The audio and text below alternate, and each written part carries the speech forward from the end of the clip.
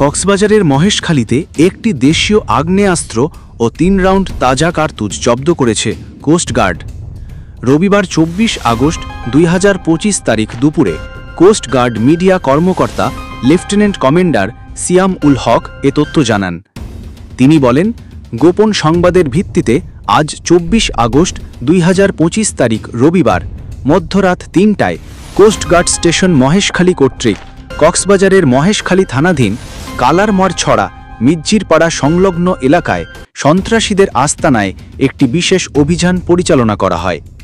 অভিযান চলাকালীন সন্ত্রাসীরা কোস্টগার্ডের উপস্থিতি টের পেয়ে তাদের সাথে থাকা আগ্নেয়াস্ত্র ও গোলাবারুদ ফেলে বিক্ষিপ্তভাবে পালিয়ে যায়।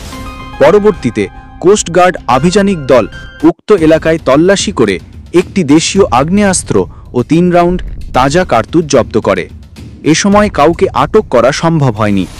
জব্দকৃত আগ্নেয়াস্ত্র ও তাজা কার্তুজের পরবর্তী আইনানুগ ব্যবস্থা গ্রহণের কার্যক্রম প্রক্রিয়াধীন রয়েছে। তিনি আরও বলেন, দেশের আইনশৃঙ্খলা পরিস্থিতি স্থিতিশীল রাখতে বাংলাদেশ কোস্টগার্ড ভবিষ্যতেও এ ধরনের অভিযান অব্যাহত রাখবে।